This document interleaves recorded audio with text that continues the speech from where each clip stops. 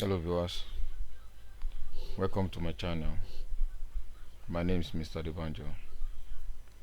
In this video we are going to be discussing extensively on Wassce 2024 further mathematics theory questions.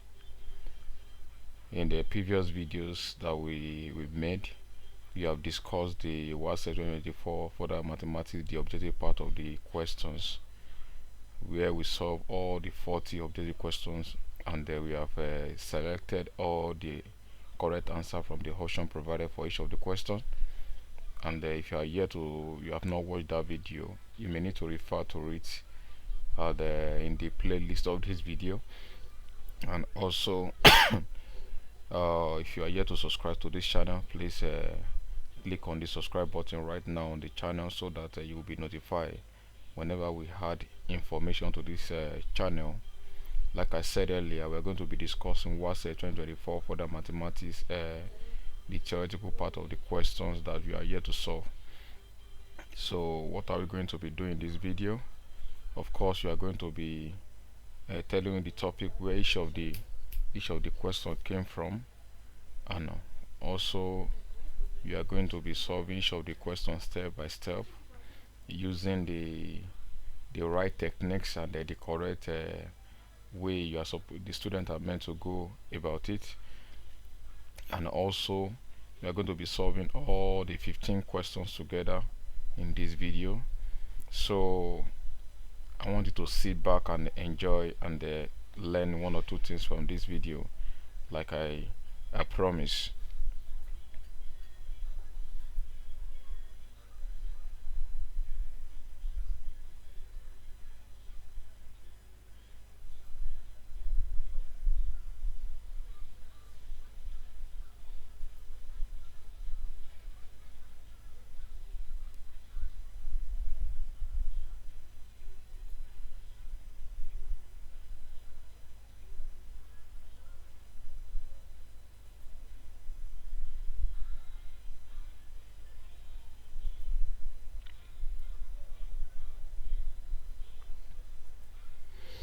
Now the first question we are going to be discussing this video is from trigonometric ratio. Is from trigonometric ratio. We are told that excuse me excuse me, if tan x is equals to 1 over 3, where x is an angle between 180 degrees and 270 degrees, you have to evaluate sine 2x minus cos x over 2 tan x plus 2 sine 2x, leaving the answer in solved form. So like I said, it's from the trigonometric ratio. So we are given this tan x to be 1 over 3. So the way to go about it is to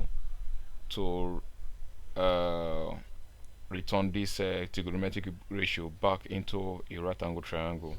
We know that it is from a right angle triangle that we generate the trigonometric ratio from. So in that case, x is the angle, tan is the trigonometric ratio, and we know that tan is opposite over adjacent. So all you need to do is to draw a right angle triangle, then include this angle x here, or include the right angle rather, so that to make it a right angle triangle. Then this angle x here is an acute angle, so you can rather put it here or you put it here. So if you put it here, now we have a x here, which is talking about the angle in the trigonometric ratio. Then tan is opposite, so that means 1 will be at this side, because this is the opposite of angle x, and this side is the adjacent of angle x. So that means you have 3 here. So that means we need to find this hypotenuse side.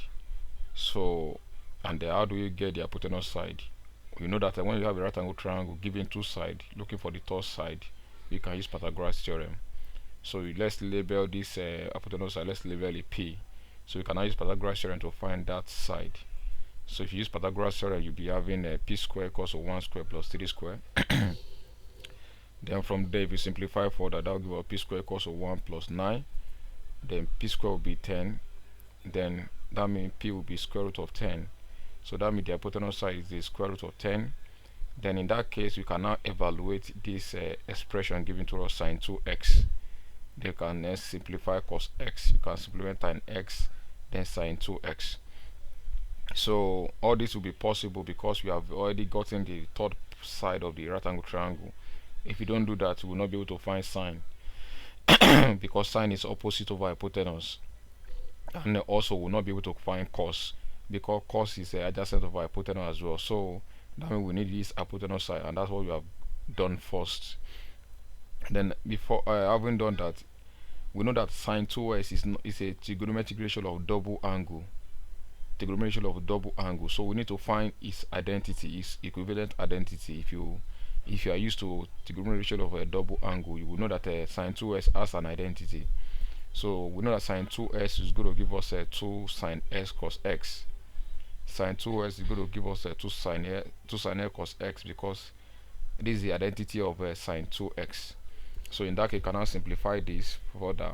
We know we can find the value of sine x. Sine is opposite of hypotenuse, and cos is adjacent of hypotenuse. So therefore, if you simplify that further, you'll be having 2 times sine x is opposite of hypotenuse. That will be 1 over sub 10 multiplied by cos x is adjacent of hypotenuse. That will be 3 over sub 10 as well.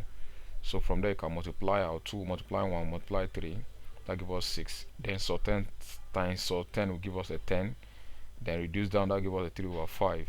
So that means we know the value of sine 2s, which is 3 over 5. Then if you rewrite this expression, so we have sine 2s minus cos x over 2 tan x plus sine 2x. We know the value of sine 2s, that's 3 over 5 minus. Then the value of cos x here is cos is adjacent of hypotenuse, but we need to consider the angle we are considering. We are told that the angle we are considering is between 180 degrees and 270 degrees. That means that we are working on the second quadrant and the third quadrant. Second quadrant and the third quadrant. So that's the way we are working on. So and the angle sine is the sine of this angle we have gotten here is up positive in second quadrant. Then cos is negative in second quadrant and third quadrant. So that means here you are going to be having minus 3 over sub 10 because cos of this cos is a negative at second quadrant and third quadrant. So you are going to be having minus 3 over sub 10 here instead of ordinary 3 over sub 10. So you're going to be having minus 3 over sub 10 because cos is a negative at both second and the third quadrant. Do we understand that? Okay. So from there, 2 times tan is positive at the third quadrant. So that's why tan is still still positive here. So tan is adjacent. Sorry, opposite over adjacent. That will give us 1 over 3. So we have these 2 times 1 over 3 because tan of this angle is still positive at the third quadrant. So 1 over 3 plus sine 2s, you already got the value of sine 2s, that's 3 over 5. So if you simplify this further, minus will take care of minus here, you have a plus. So you'll be having 3 over 5 plus 3 over sub 10 over 2 times 1 will give us a 2 over 3. So you have 2 over 3 plus 3 over 5. Then all you need to do is to continue to simplify this, working on the fraction. So for the numerator there, you can find the LCM of the numerator, and I mean this fraction at the top. So that will give us a 5 sub 10. So the LCM is 5 sub 10. Then 5 is 5 sub 10. That will give us a sub 10. Then sub 10 times 3 will give us a 3 sub 10 plus sub 10 in 5 sub 10. That gives us 5. 5 times 3 will give us a 15 over. Then you can also find the LCM of this fraction as well, the denominator of the whole fraction. So the LCM here will be 15. So 3 in 15 is 5 times 2, that gives us 10.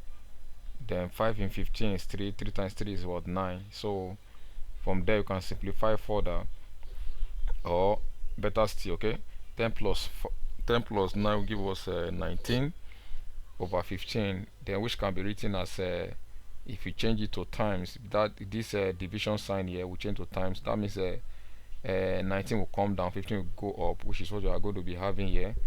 So like the which I believe you understand what we have done there. This division sign change to time, so 15 will go up, 19 will come down. So that's what we are having here. From there, what can we do? We can reduce this 5 can go here, 5 can go in 15, that give us 3. So here you're having 3 so 10 plus 15 over so 10 and multiply by 3 over 19. Then from there, what can we do again? We can rationalize this sort here. You can rationalize it by multiplying up and down by so 10. So if you rationalize this, so 10 will multiply the numerator, so 10 will also multiply the denominator. So that means you have so 10 into 3 so 10 plus 15 over so 10 times so 10 multiplied by 3 over 19. So this so 10 multiplied by so 10 will give us a 10. Then open the brackets. So if you this time so 10 times so 10 will give us a 10. Then times 19, that gives us a 190. Then 3 we have a so 10 times 3 so 10, that will give us a 30, because so 10 times so 10 will give us a 10. 10 times 3 give us a 30. Then so 10 times 15, that gives us a plus 15 so 10. Then this 3 is one outside the bracket here. Then from there, what can we do? 15 you can factorize 15 out of this bracket. 15 is common in bracket, so if the 15 goes out, so 15 times sorry, okay, that's an homage error there. 15 goes out, so 15 times 3 will give us a 45, not 30. So 15 goes out here. 15 from the bracket, we have a 15 times 3 here will give us a 45, not 30. So correct that. Then you'll be having 2 plus or 10 over 190 as the correct value here. So from there, this one should be 45, not 30. Please correct that. That's an oversight. This is 45 because if you factorize 15 here, so you have a 3 times 15 give us 45 over 190. So then you can now reduce that. 5 can go here, 5 can go here as well. So whatever you reduce that to, 5 can go in 45, that give us a 9. Then 5 in 190, so we have in 15, that will give us 3. Then in 40, that give us 8. So then in 15 is 3, then so that will be what, 38. So that gives us 38. So that means you'll be having 9 over 38. So you'll be having 9 into 3 plus or 10 over 38 here as the final answer here. So I just want you to know that this is 45, because we factorize 15 here, so 15 times 3 will give us a 45. So please correct that error. That's a slight error. I don't know how manage, because I've tried to look for error if there is any before I commence this video, but nevertheless you know what to do in that case. So that's solution for question number 1. Question number 2 is from the sequence and series. It's from sequence and series. We have to find the sum of all natural numbers between 403 and 603 which are divisible by 7. You have to sum all the natural numbers between 403 and 603 which are divisible by 7. So like I said, this is from a sequence and series.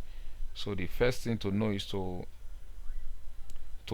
list part of the sequence. And how do you do that? Is by using 7 to divide the number between 4 and 3 and 603. But the best way to do is to go for try the first number. If 7 can go in this first number, then you know that the first term will be this number. But if it cannot go, then try the next number, which is 404. If you cannot go, try the 405, try 406. So wherever you get the first term, then you know how to get the second term, and try to get the last term. So if you try it, the first term here is going to be 406, because 7 can go in 406. So 7 cannot go in 403, cannot go in 404, cannot go in 405, but it can go in 406. So that's the first term of the sequence.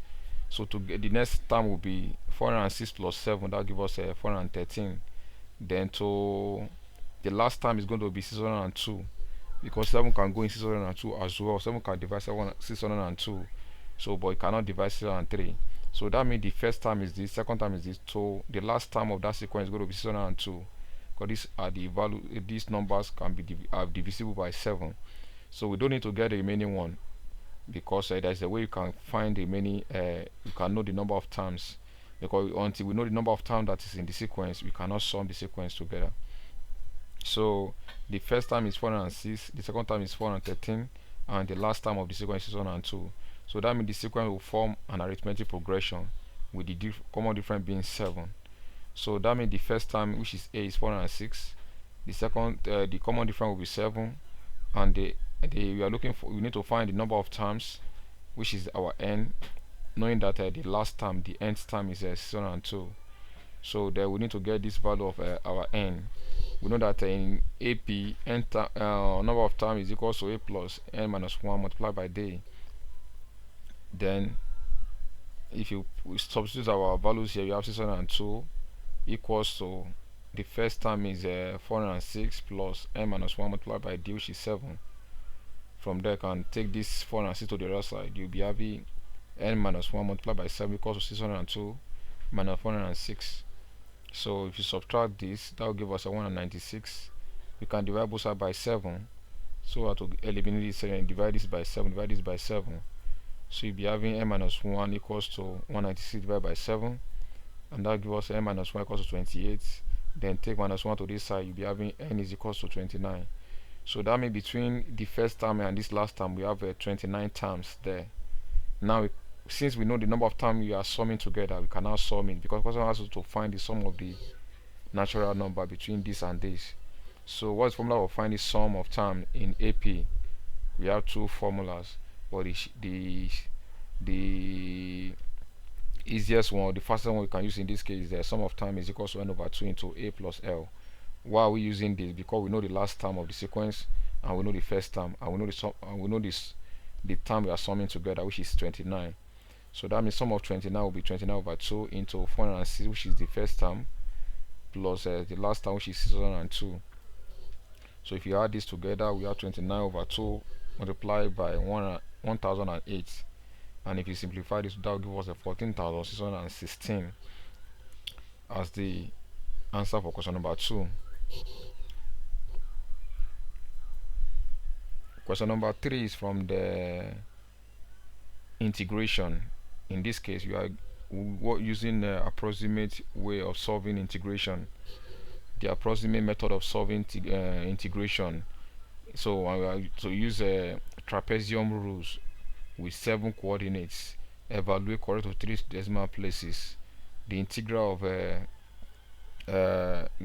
from 2.4 to 3.6 of 1 over sort s squared minus 2 dx. So you have to use trapezium rule to solve this integration, this definite integral. Now, how do we do that? Of course, before we can do this, we need to first of all create the table using trapezium rule.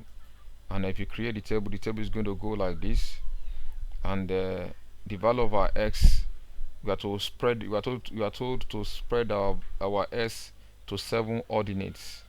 So the beginning is 2.4 and the end is 3.6.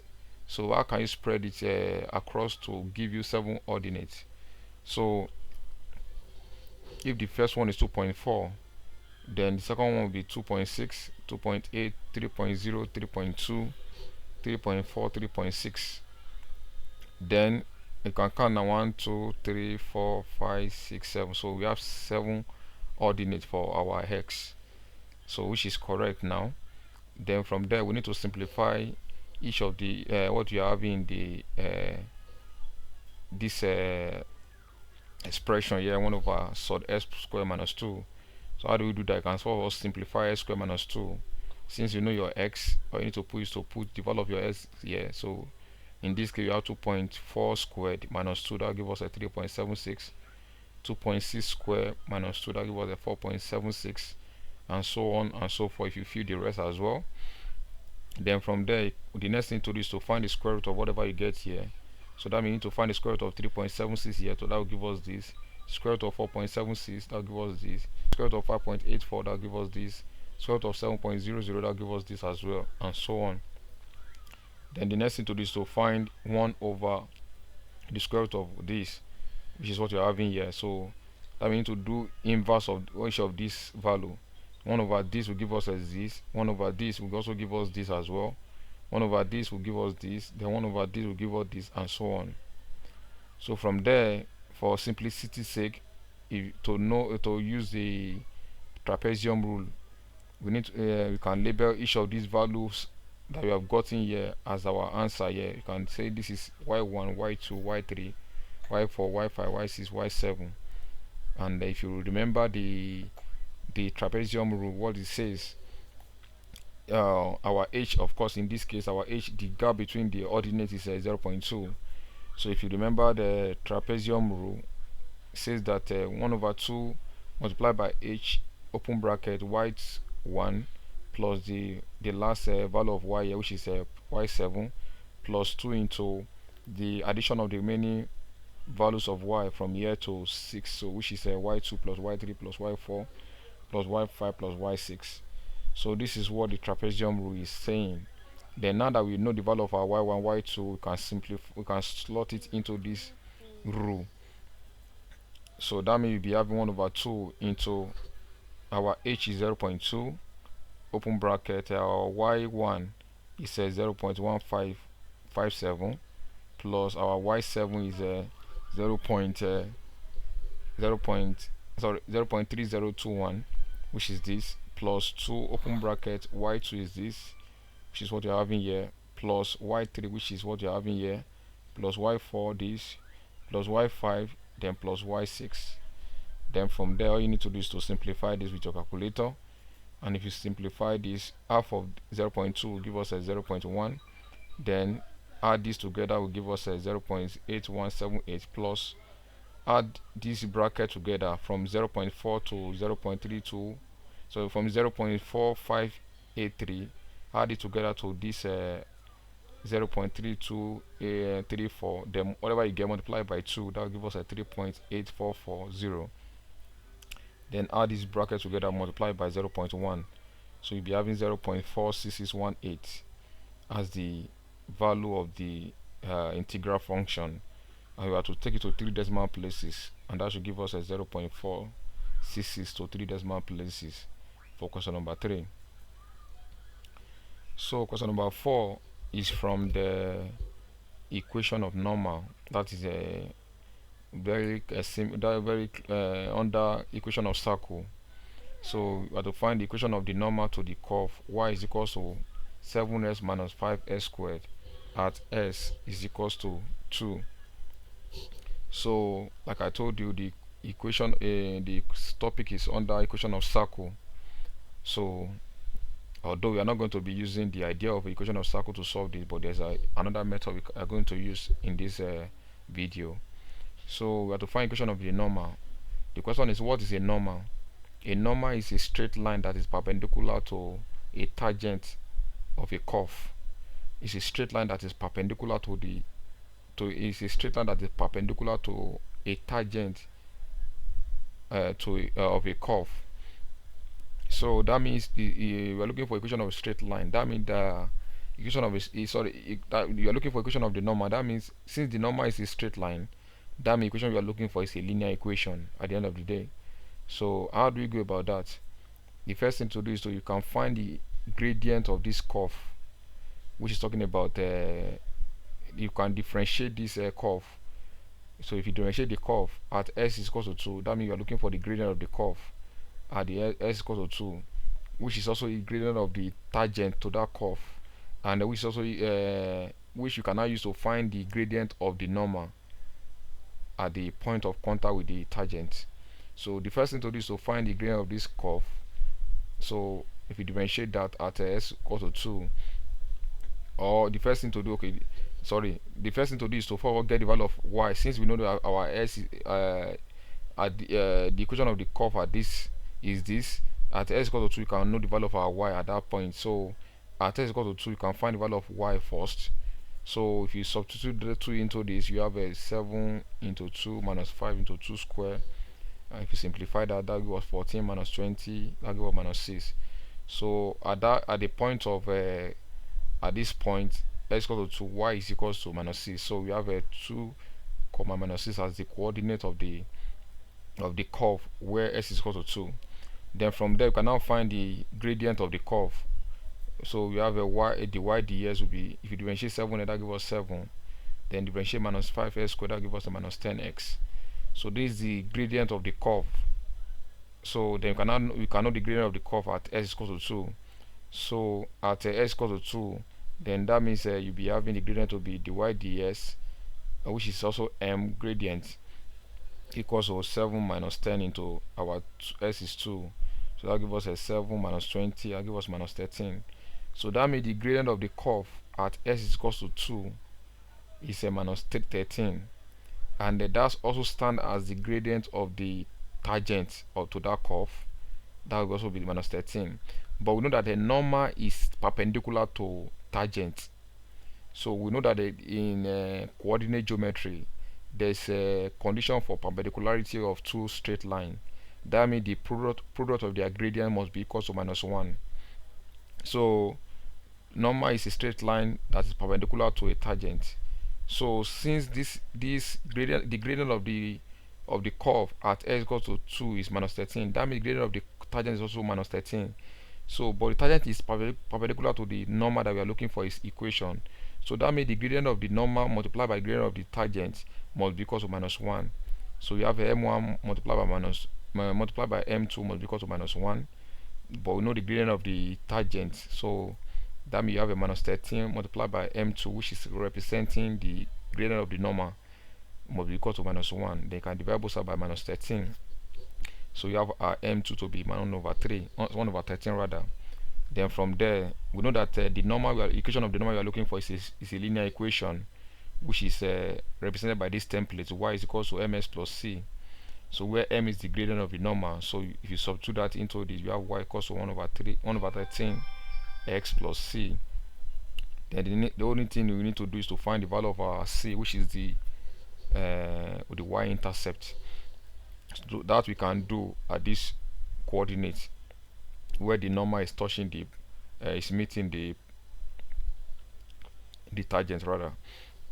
So at 2 comma minus 6, then our y is minus 6, our s is 2. If we substitute that, we have a minus 6 equals to 1 over 13 times 2, that gives us 2 over 13 plus c. Collect like time, you have c is equals to minus 6 minus 2 over 13. And if you simplify this further, you have a minus 80 over 13. Find the LCM and simplify, you have minus 8 over 13. So that means our c is this. So if you return that into this equation, we have a y equals to 1 over 13x minus 8 over 13. So you can multiply it through by 13 to clear the denominator. So that will give us a 13y equals to x minus 80. Then we can move this y here and move this constant out. So that will give us s minus 13y equals to 80, because I believe you should understand what I've done here to get this. I've collected the like times.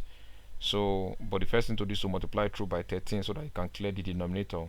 Multiply this one by 13, you have a 13y. Multiply this one by 13, you have a x. Multiply this by 13, you have minus 80. Then take y to this side, you'll be having, take 13y to this side, you'll be having s minus 13y equals to, take 80 to this side, you have a plus 80, which is the equation of the normal we are looking for. So that's the solution for question number 4.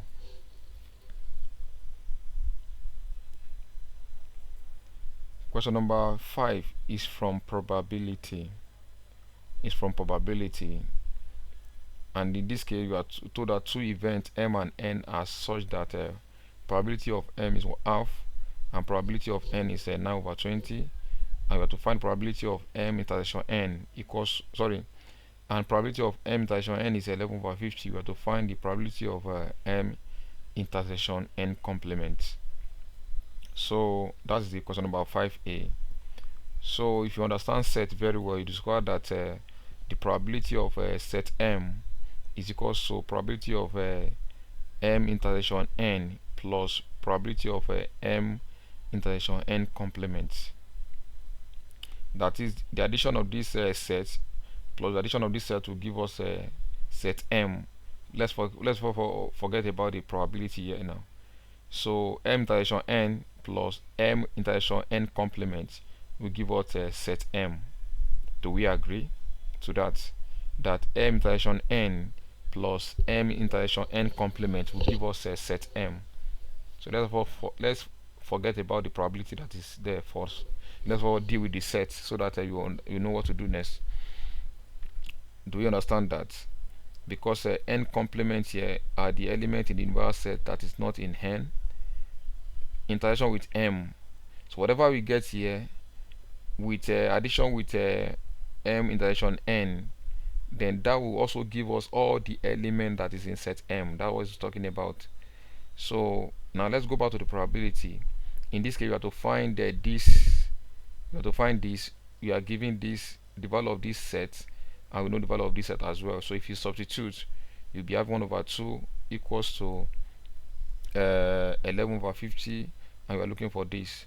So that we can make this one solve for the formula. So you have a p probability of m intersection n complement equals to probability of m minus probability of m intersection n. If you substitute, you'll be having half, which is probability of m minus 11 over 50. If you simplify that further using finding the LCM, you have 25 minus 11 over 50, and that will give us 14 over 50, and that will give us a 7 over 25 as the probability of m intersection n complement. So question number 5b says that we have to find the probability of m complement intersection n. Probability of m complement intersection n. Also, probability of m complement intersection n is equal to probability of n minus probability of n minus n. Sorry, what did I say? I said something. Sorry, pardon for what I just said now. I said probability of m complement intersection n is equal to probability of n minus probability of m intersection n. So we are still dealing with set here as well. If you understand set very well, then our aim is to find this. We already know the value of our probability of n, and probability of n m intersection n is 11 over 50. So if you substitute that, you have 9 over 20 minus 11 over 50. If you find the LCM here, that should give us 100. LCM of 20 and 50 is 100. Then if you simplify further, that should give us 20 in 100, that gives us 5 times 45. That will give us 20 in 100, that gives us 5 times 9, that gives us 45. 50 in 100, that gives us 2 times 11, that gives us 22. If you simplify further, we have 23 over 100 as the value of that, of the value of this probability of m complement intersection n. So that's solution for question number 5 also. Question number 6 is from statistics. It's from statistics, and in this case we have to work on histogram. The table shows the distribution of distance in kilogram of 60 villages from a state capital. You have distance in kilometer, we have number of villages, and you are given the class intervals and the frequency. You have to draw histogram. So the first thing I want you to observe in this question is that if you look at the class interval given to us, the class interval are not they don't have a constant. It does not have, the table does not have a constant class interval. There are variation in the class interval if you look at it very well. So this is 0 to 19, 20 to 19, so this is still okay. 30 to 20 to 29 rather is still 19. 19 is here. The difference between this interval 19, difference between this one is also 19. Difference between this one is 19, but the difference between 17 and 99 is not 19, and difference between 100 and 149 is not 19 as well. So the interval is not constant. So because there's a possibility, you have an histogram with constant class interval, and there's a histogram without a constant class interval. So in this case, you are given an histogram with that does not have a constant class interval, and in that case we don't treat it the way we treat an histogram with constant class interval. This question was also was given to students in 2023 for the mathematics question, and probably they discovered that a lot of students failed the question. That's why they repeated it in 2024. So which student must take note that there's histogram with constant class interval, and there's a histogram without a constant class interval. In this case, you are given a histogram without constant class interval. It varies here and it also varies here. Then how do we deal with this kind of histogram? How do we prepare a histogram of this type? Of course, you need to forward prepare a table. You have your distance, which is representing the class intervals. Then the frequency is what you're having here, which is we're having here. Then the first thing to do is to forward get the class size of the intervals. Get the class size of the intervals, and class size is different from the class intervals. But from the class interval, you can get the class size. That will be 20 minus 0. That will give us a 20. Or I want to say 29 minus 19. That will give us 20. Or what did I say? Sorry. Don't mind me. 20 minus 0 give us a 20. That's the first class size. The next one is 30 minus 20. That gives us a 10. Then 40 minus 30. That gives us a 10. 50 minus 40. That gives us a 10. 70 minus 50. That gives us a 20. Then 100 minus 70. That gives us a 30. Then to get the last class size, that will be 100 minus this one here. Do you understand that? 100 minus this 50. That gives us a 50 as well. So that's how we get the last class size to be 100 minus this one, not this immediate one, because we have already removed 70 from 100 to give us this 30 for class for this one. But to get the last class size, you will do 100 minus 50. That gives us 50. Do you understand that? Then the next thing to get in the table is to get frequency density. Normally, if you are preparing a histogram without it's an histogram with constant class interval, we don't need this frequency density. We don't need the frequency density at all. We only need the frequency, and we need the class boundary. Then we can now prepare the histogram. But because this histogram is an histogram without a constant class interval, then we need to prepare the frequency density for that to be able to draw the histogram. And how do we get frequency density? Frequency density is a frequency divided by class size. That's the reason why we got this class size in the first place. So we know the frequency is there already. So we need to get the class size, and that's what we first of all got, because we need to prepare the frequency density. And frequency density is the frequency divided by class size. Let's see how we do that. So in this case, the class size is 20, and the frequency is 12. So 12 divided by 20 will give us a 0.6. Here 7 divided by 10 will give us 0.7. Then 6 divided by 10 will give us a 0.6. 8 divided by 10 will give us a 0.8. 5 divided by 20, 0.25. Then 9 divided by 30, 0.3. Then if you approximate it, of course, 0.3. Then 10 divided by 50, that gives us 0.2. So these are the frequency density that we have gotten using the class interval, the class size, and the frequency using this formula. Then the class boundaries, of course, we know how to get class boundary from the class interval. Remove 0.5 from the lower class interval to get the lower class boundary.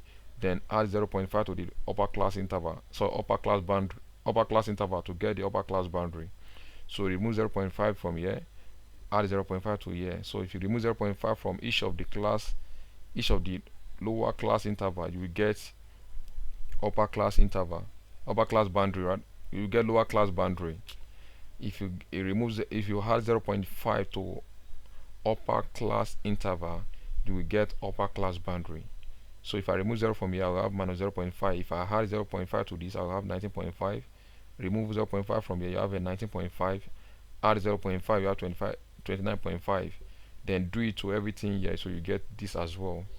Now we can now prepare our histogram. But what do we need from this table to prepare histogram? We need the frequency density, and we need the class boundary. But not all the class boundary. We need the upper class boundary in this case. So we need the frequency density. Frequency density will be on the y-axis, and this upper class boundary will be on the x-axis. And if you draw it very well using the right scale, you have something like this. So you can see that you have frequency density here, so which is what you're having here. After scaling your graph, you have this. Then the upper class boundary here is now on the x-axis, which is representing the distance. So we are 19.5 represented by this block, 29.5 represented by this block. Then the next block is 39.5, and we know that in histogram there are no spaces in between the blocks, which I believe you know that. So this will give us will help us if you draw the histogram, then it's going to look like this, which is what you have to draw. Question number 7 is from the vector. Is from vector. You are told that the magnitude of two vectors u and v are 10 Newton and 12 Newton respectively. If the magnitude of their resultant is 15 Newton, you have to calculate the angle between them. So we are given the value of the two vectors u and v, and the value of their resultant as well. We want to know the angle between them. So all you need to do, remember, is that you need to use a parallelogram rule to find the angle between them. Parallelogram rule to find the angle between these two vectors u and v. So the first thing to do is to draw a parallelogram. Then let one side represent the vector u and the other adjacent side will represent the vector v. So in that case, I will, let's say this side represent the vector u, which is 10 Newton, and the other side represent vector v, which is 12 Newton. Then the straight line that is drawn, that is the diagonal here, will represent the resultant. So that should give us 15 Newton. Are we there now? Good. We have to calculate the angle between this the set vector, this vector and this vector, which is going to be the angle here. Which is going to be the angle here. That's the angle between the two vectors. But before we can get this angle, we can get this angle here as well, because don't forget that this is a parallelogram. Then that make this line and this line is parallel to this line, so that made this line a line of transversal. So that means there's a relation between this angle here and this angle here. If you understand parallel line very well, we know that they are opposite interior angles, so that means they must add up to 180 degrees. So that means if you find this angle here, then we can know the angle between the two vectors. And how can we find the angle here? Since this is a triangle that is formed here, this is a triangle, and this side is 15 Newton, this is 12, and this side is 10. So that means you can use a cosine rule to find the angle here, given the three sides of that rectangle, of that triangle rather. Given the three sides of that triangle, you can use cosine rule to find the angle here. Let's call the angle theta. So you can now use cosine rule to find this angle here. And when you know this angle here, you can find the angle that is here, which is the angle between the two vectors, which is going to be 180 minus theta. So which is whatever we get here, we remove it from 180. That gives us the angle between them. So using cosine rule now, like I said, with this triangle here, we know that we have this side is facing this angle, so we'll be having 15 squared equals to 12 squared plus 10 squared, which is this side, minus 2 multiplied by 12 times 10 cos this angle we are looking at, which is cos theta. We simplify that further. 15 squared will be 225 equals to 144 plus 100. If you simplify that, gives us minus 240 cos theta. Simplify further, 225 equals to this plot, they give us a 244 minus 240 cos theta. Then take this to this side, or take this one to this side, this one come here, collect like times. So if you take this to this side, we have a 240 cos theta equals to 244 minus 225. Then from there, if you subtract this, we have a 19, divide both side by 240, we have cos theta equals to 0.0792. I aim to find theta, that will mean we have a cos inverse of this, that gives us a 85.46 degrees as the angle here. So don't forget, we are not looking for this angle, because I also find the angle between the two vectors, which is this angle. And how do we get that? That will be 180.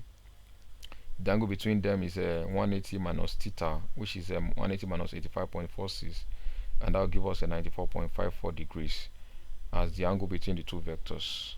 So that's all question number 7 for us. Question number 8 is from the motion on inclined plane. It's on motion on inclined plane. like I said, it's from motion on a inclined. The question is from motion on inclined plane. A body of mass 40 kg is placed on a rough inclined plane, which make an angle of 30 degrees with the horizontal. If a force of 40 Newton is applied upward parallel to the plane, find the maximum frictional force that will keep the body in equilibrium, which is the question number A. Now let's try to simplify that question, or let's try to solve it. So we need to forward draw an inclined plane. So let this straight line be, and then another straight line will be horizontal here to form an incline. So that means there will be angle 30 degrees here, which is what you're having here. That inclination is going to be 30 degrees. Then from there we have that there's a mass of 40 kg on this inclined plane. So if there's a mass of 40, not 50, I don't know why this error is coming I don't know why. Of course, after a series of vetting or scrutinizing, yes, you see what that there is. Okay, let's go on. This is a 40 kg, not 50 kg, like you have seen in the question, so you can check that from your hand. So this is 40 kg. There's a 40 mass of 40 kg on this inclined plane.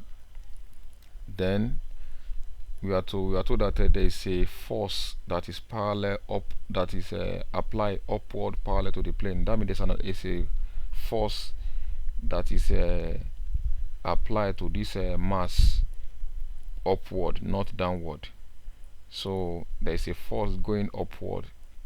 So if you draw a straight line here representing the force that is applied to this mass upward, which is 420 Newton. So we have to find the maximum friction force that will keep this body in equilibrium. Don't forget that as this force is trying to drag this mass upward, another force is trying to pull it back. So which is going to be horizontal force that is pulling it back. Do we understand that now? So until we know that force that is pulling it backward, then if you can subtract that force from this force, that will tell us the force that is keeping it in equilibrium. Because don't forget that for this mass to be in equilibrium, that is a state of rest, that is not moving. That means the force here must be equal to the force here. Do we understand that? For every action there is equal and opposite reaction.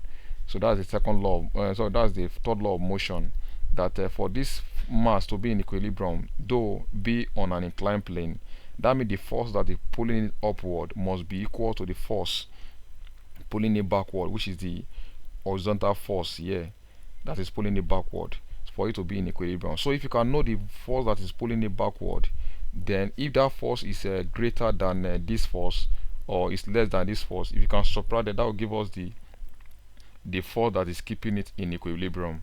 But if they are equal, that means that will give us the technically the force that is keeping it in equilibrium. But if this one is greater, then we need to subtract.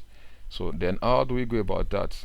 Of course, we need, like I told you, we need to find the force, horizontal force here. We need to find it, which is the, you know that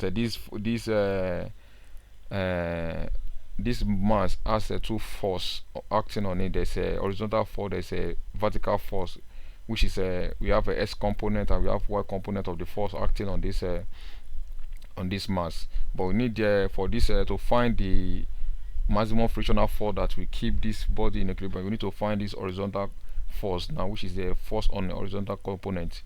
So, and how do we go about that? We need to first of all know the weight of the mass.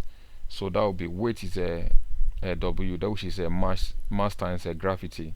So to find that, so thank God I used the right value for the mass here. So weight is the mass times gravity. That will give us 40, which is the mass of the object, multiplied by the gravity, which is 10. That gives us 400 Newton. So that's the weight of this body. Then from that, now that we know the weight, we can find the force along the horizontal component now of this mass.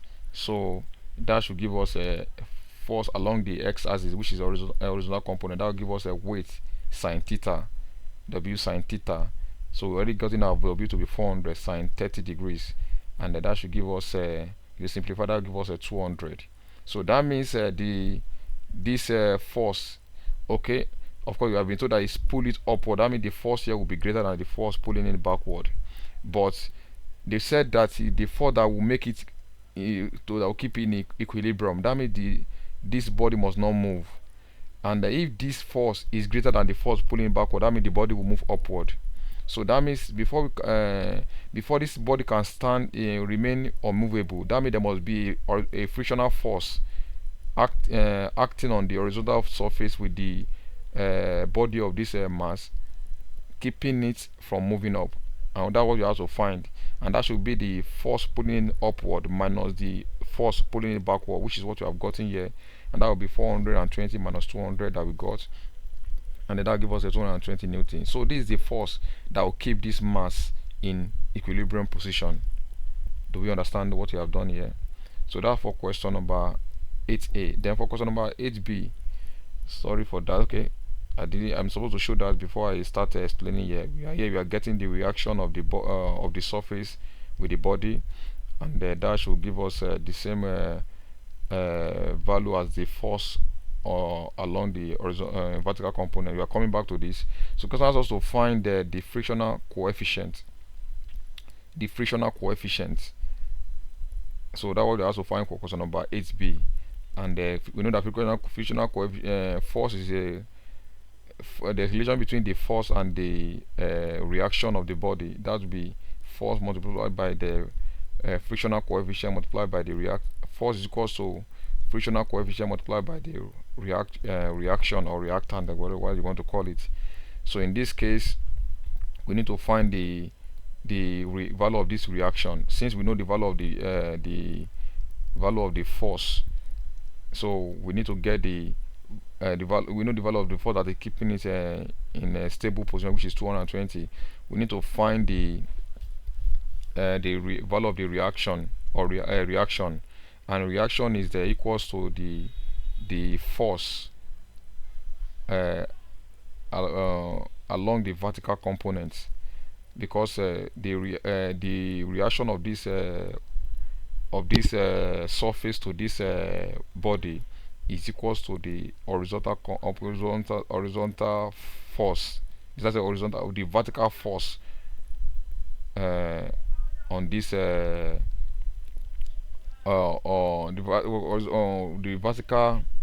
vertical force of this body on the surface. So that is, don't forget that for every action there must be equal and opposite reaction. So the value of the horizontal or vertical force of this body must be equals to the reaction of this surface on the body, which is the R, and this is the reaction of this mass on the surface, which is this force you are having here.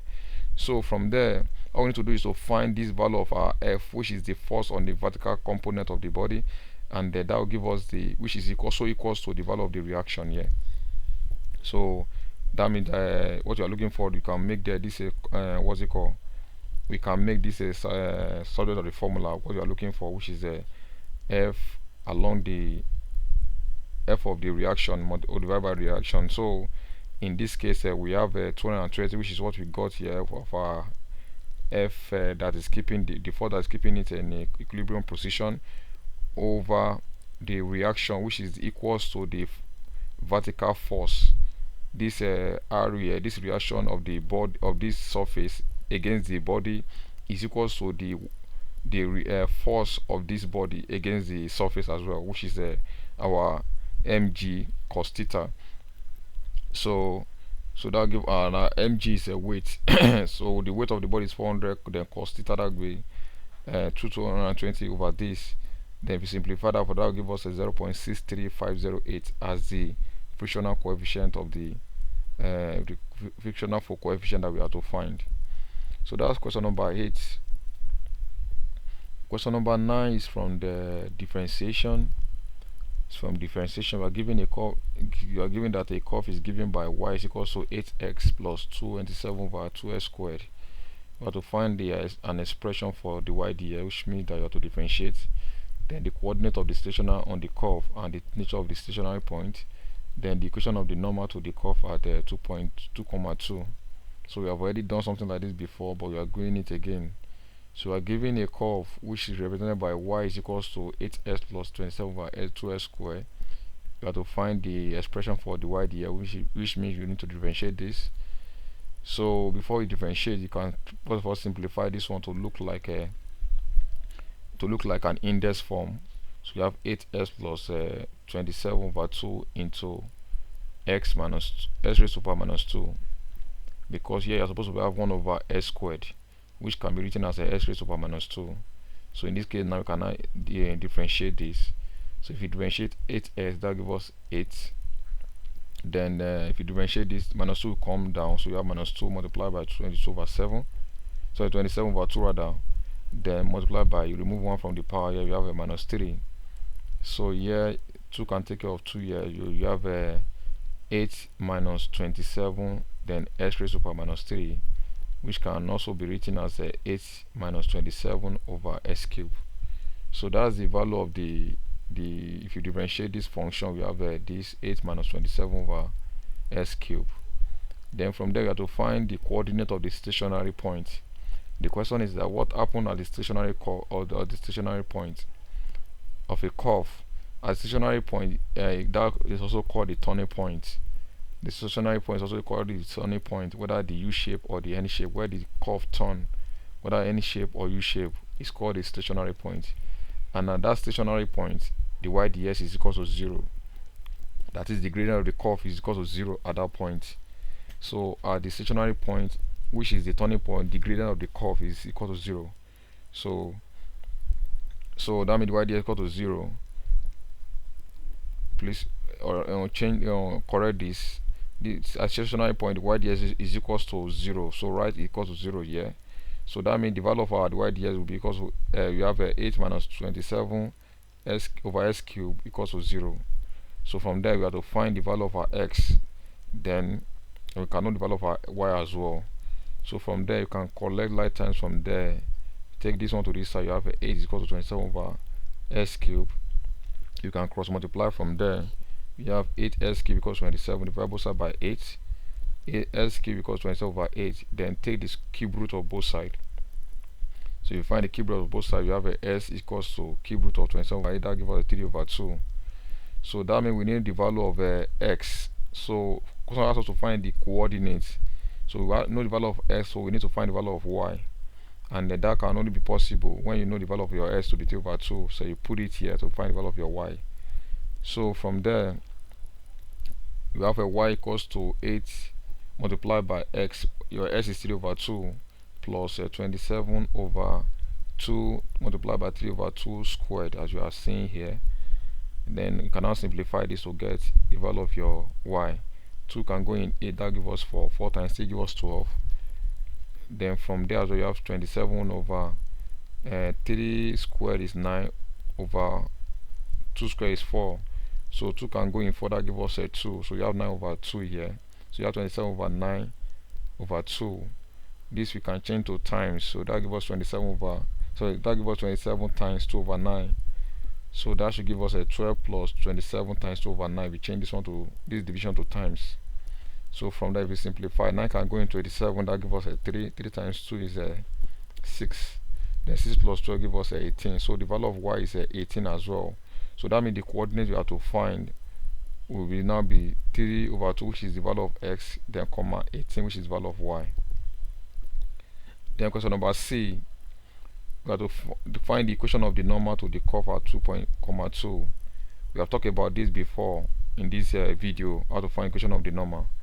So we know the gradient of the curve, which is what you have gotten here, 8 minus 27 over s cubed, which is talking about the gradient of the curve. So you can do that. You can now find the gradient of the curve at this point given to us at 2.2. So your s is going to be 2 here, so you can put that here and simplify that. And we know that a normal is a straight line that is perpendicular to the tangent of the curve. So if you now find the gradient of the curve at this point, which is also a gradient of the tangent, we can now find the gradient of the normal, then put that in the equation of a straight line to get the equation of the normal. So Then the gradient of the curve is at 2,2. That will be, we have our m, which is 8 minus 27 over s is 2 here, so we have 2 raised over 3. That gives us 8.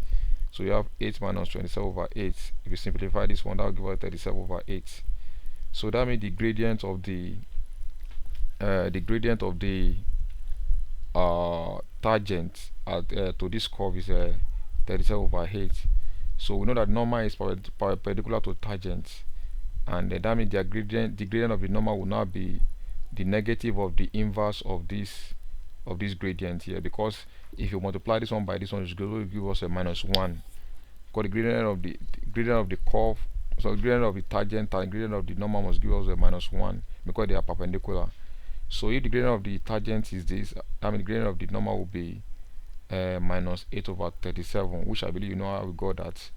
Because if you have a m1 m2 m1 m2 equals to -1. So if this is your m1, put it there, then divide both sides by 37 over 8.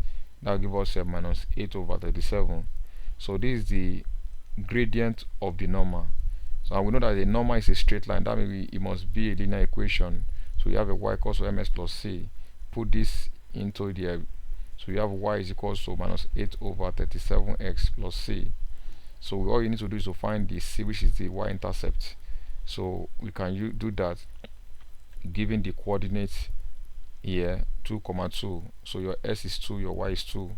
So if you put that here, and then you'll be having 2 equals to -8 over 37 multiplied by 2, which is x plus c. So from here, if you simplify further, take this to this side, you will be having of course 2 times 8 will give us 16. So you have -16 over 37. You take to this side, you have a 2 plus 16 over 37.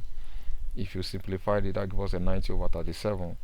So if you return that into this equation, we have a y is equals to -8 over 37x plus 90 over 37. So you can multiply through by 37 to clear the denominator. So that will give us 37 multiplied by y will give us 37y minus equals to -8x plus 90, which is the equation of the normal we are looking for. Of course, we can take this -8s to this side, so that will give us a 37. That will give us 8x plus 37y equals to 90. Of course, you can also leave it like this. So that's solution to question number 9. Question number 10 is from the linear transformation. It's from linear transformation. If you understand linear transformation, that's a SSD topic. So we are given that 3 linear transformation P, Q, and R in the OSY plane are defined by P, Q, and R. We have to write down the matrices of P, Q, and R. Then find 2P minus 3Q plus Q. Find QR, the inverse of the matrix R. So like this, now we are having a linear transformation, which is each of the points could be represented in is represented in x and y coordinates. So this is then we have to represent this in a matrix form first. So which is very simple. For the first matrix P, you have a P.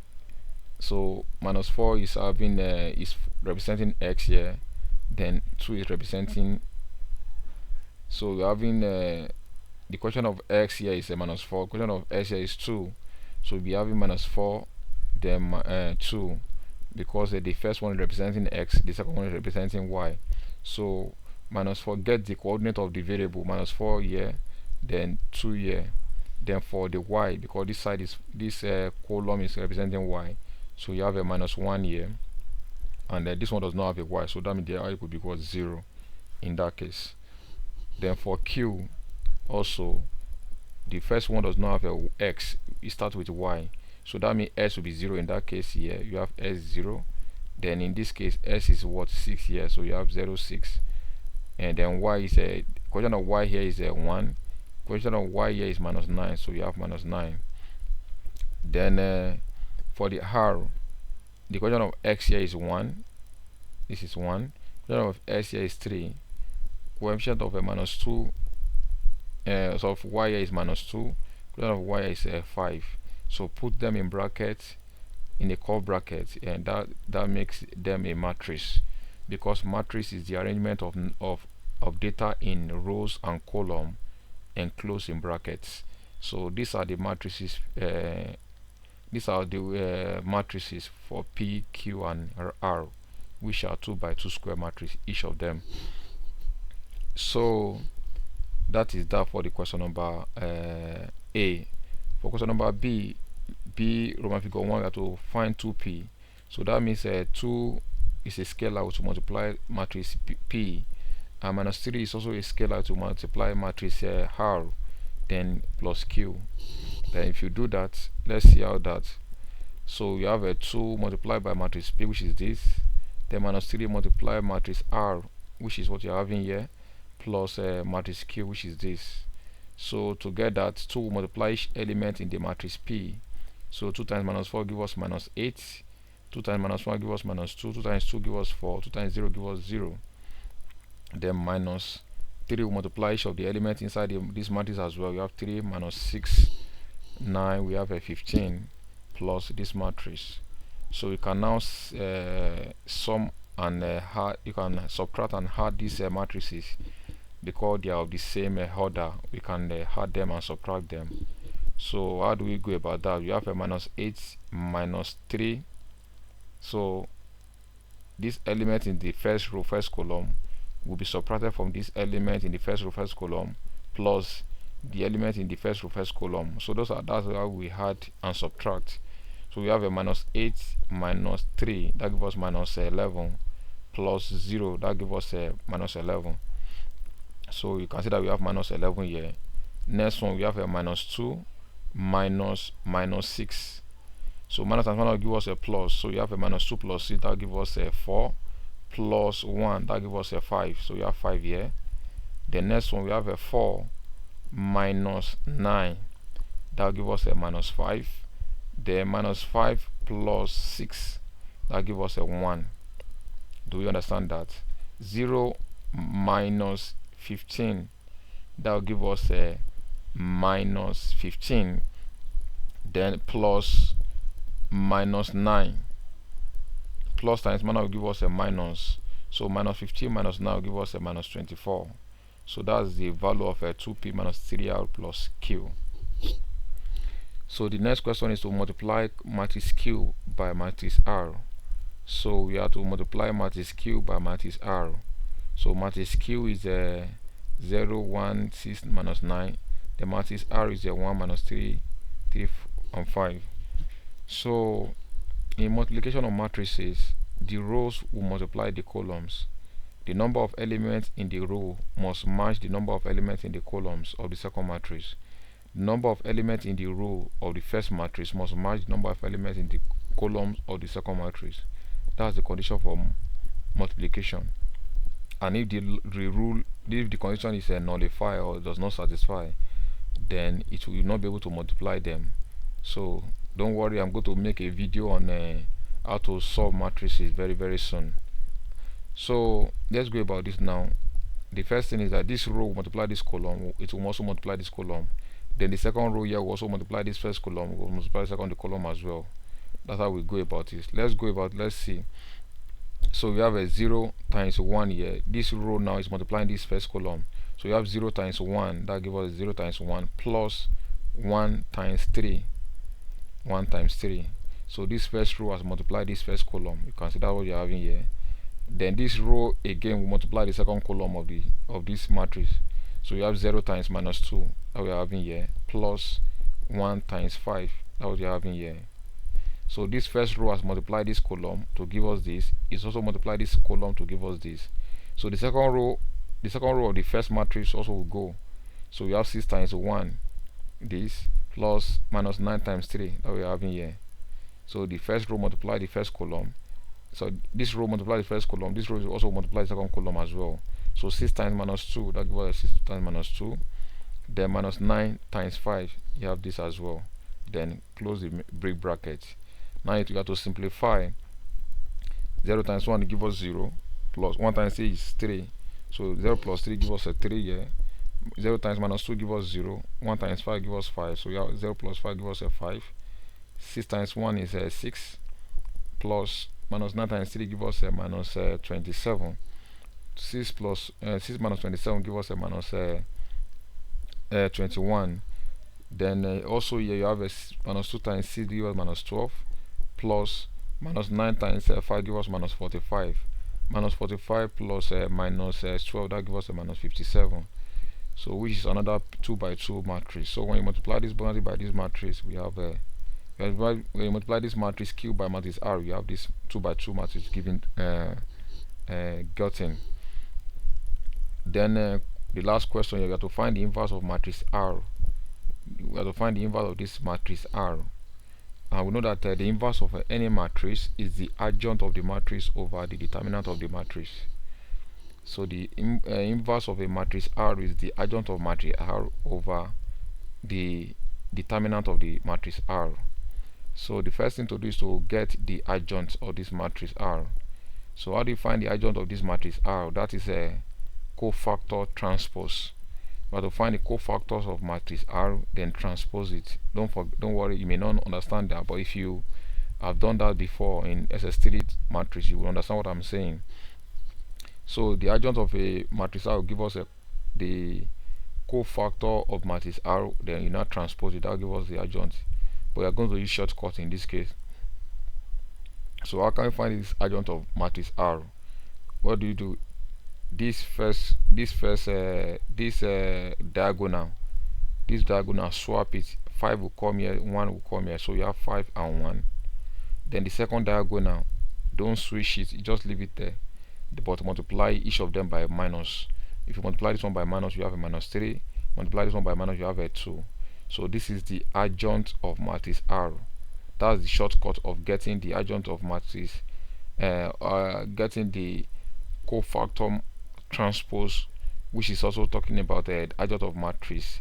That's how to get it. That's the shortcut to getting it in a 2 by 2 matrix. Swap this first diagonal, then the second diagonal, multiply by minus. So that gives us the adjoints. Now let's find the determinant of that matrix R. Determinant of matrix R will be, so this first diagonal, multiply them out. 1 times 5, that gives us 1 times 5 here. Then the second diagonal, you subtract it, so minus, then multiply the second diagonal as well. Minus 2 times 3, so you have in here. So minus 1 and 1 times 5 give us a 5. Then minus 3 times 2 give us minus 6. 1 times minus give us what? Plus. So you have 5 plus 6, which is going to be 11. So you now go back to the inverse of the matrix. So you have the adjoint, which is this matrix, over the value of the determinant, which is 11. So we have this matrix over 11, which can be written as a 1 over 11 into this matrix. So this represents the inverse of this matrix R. So that's all question number 10 for us. Question number 11 is from the partial fraction. We have to express this fraction in a partial fraction form. Then question number B is from the permutation and combination. So let's deal with the question number 11a first. So this is a fraction that you have to simplify in a partial fraction form, and the partial fraction, as I'm going to be doing another video on partial fraction very soon to help you understand what it means. You have to convert this single fraction to two or more fractions added together or subtracted from one another. You have to change this fraction into 2 or more fractions. That's what it means by partial fraction. We know that when we were in primary school or secondary school, we were taught how to convert 2 or more fractions together. We are taught how to add them together or subtract them to give us a single fraction. But when it comes to partial fraction, we are coming from single to more. So that's the meaning of partial fraction. Then how can we convert this fraction to 2 or more fractions? The first thing to do is to consider the denominator. And here you're having a linear multiplying a quadratic. So that means that linear must have a numerator. And since the linear is the denominator, that means the numerator must be a constant. So that means you have a over 2x plus 1 plus the second bracket under, that one is quadratic. That means the numerator must be linear. So that's why you're having bx plus c as a linear over the quadratic. So when I have a linear under, the up must be constant. When I have a quadratic under, the up must be linear. So when I have cubic under, then the top must be quadratic. That's how it goes. That's how it goes rather, or that's the rule. But don't worry, we are not going to go far on that. We're just going to base it on what you have to solve. So now we have been able to split this single fraction into two fractions like this. The next thing to do is to find the LCM of the denominators here, and the LCM will be the same thing we are having here, 2s plus 1 into s squared plus 1. And if you do that, the LCM of this and this is this. Then you can now go 2s plus 1 in this. That means you are left with s squared plus 1 multiplied by a. That gives us a into s squared plus 1 plus this in this. That means you are left with 2s plus 1. 2s plus 1 multiplied by this. That means you have bs plus c into 2s plus 1. So from there, what can we do? The denominator here will cancel the denominator here. This will cancel this. Why? Because if you cross multiply, so this one will multiply this here, this one multiply there. So this they'll cancel both each other at both sides. So without wasting much of our time, we know that they are going to cancel. So this will cancel this. So that means we are left with 9s is equals to a into s squared plus 1 plus bs plus c into 2s plus 1. So normally we need to eliminate to get each of the variable, but in this case we cannot eliminate anyhow. So the best thing to do is to open the brackets. Then if you open the bracket here, you have a 9x equals to as squared plus a, plus use this to open the bracket as well. So bs will multiply 2s, that give us a 2bs squared. Bs times 1 give us a bs. 6 times 2s will give us a 2cx. Then c times 1 give us a c. We can now take the like times, collect like times here. Anyone that have s squared, bring them together. Anyone that have quotient of s, bring them together. Anyone that have constant, bring them together. So if you do that, you have a 9s is equals to, there's s squared, there's s squared, then factorize x squared out. So if I factorize s squared out of this, I have a left, a plus 2b into s squared. Do you understand that? If you open this bracket with s squared, you have as squared plus 2b s squared. So that means you have factorized s squared from this and this. So you have a plus 2b inside. Then plus this one and this one also have coefficient of x. So factorize s here. You'll be having b plus 2c into x. Then we are left with a plus c, which are constant. From there now you can now compare both sides. We can compare both sides. What do I mean by compare both sides? We can make this left hand side to be 0s squared, so that we can have a term that have s squared. So you consider there's no value of s squared, so that means you're having automatically you're having 0s squared, then plus 9x plus 0. That 0 is representing a plus c, which is constant. So but we don't need to write it there. If you understand what you are trying to say there, that means if you compare both sides, this a plus 2b s squared will be equals to 0. Equal to 0 s squared. So that means s squared will take care of s squared. That means you'll be having a plus 2b to be equal to 0. So you'll be having a plus 2b to be equal to 0 in equation for the first one. If you compare both sides, then if you compare the one that have s coefficient of x, so coefficient of s is here 9x, then compare with this one here, so s will take care of s as well. So you have b plus 2c to be equal to 9. So you have b plus 2c equals to 9 for equation 2. Then the constant here, you are having that a plus b is equal to 0, because there is no constant here. That means the constant is automatically 0.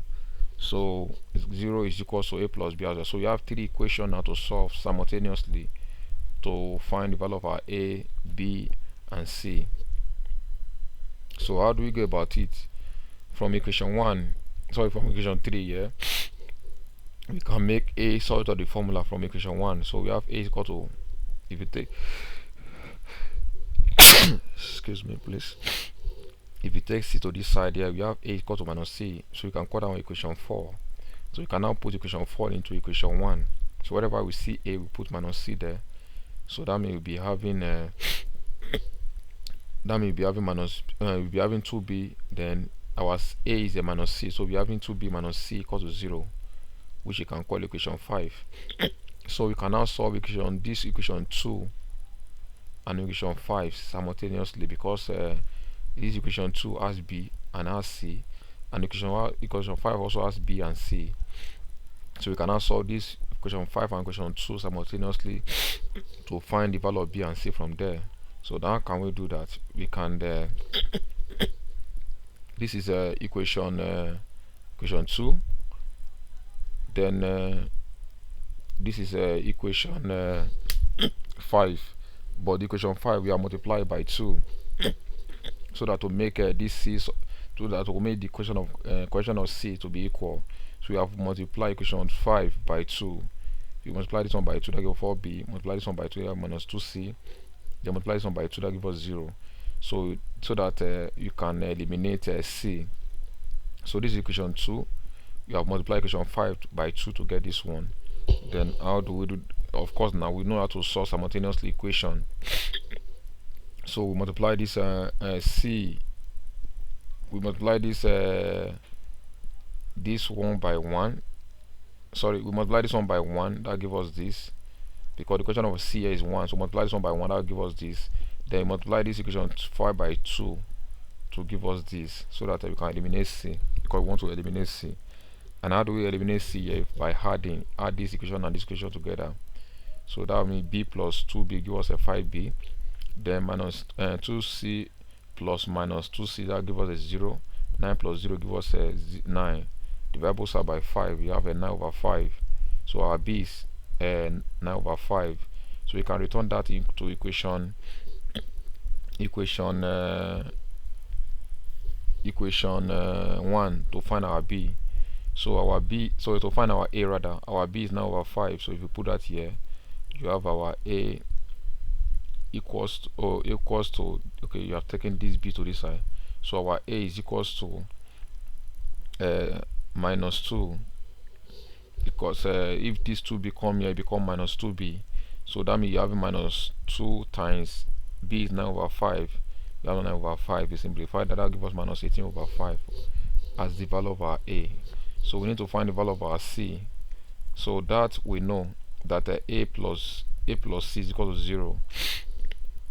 So and that means c will be equal to minus a, as we know here. If you take a to this side, so you have c is equal to minus a. Then our a is we already know the value of our a is minus 18 over 5 here. So that will give us a minus, open bracket, minus 18 over 5, and that will give us 18 over 5. So now we know the value of our a, b, and c. All we need to do is to return it back into this right hand side here, into this equation. So you have 9x over 2x plus 1 into x squared plus 1, equivalent to our a is minus 18 over 5, which is what you're having here, over 2x plus 1, plus our b is 9 over 5. So we have 9 over 5 times x. We have 9 over 5x, plus our c is 18 over 5 over x squared plus 1.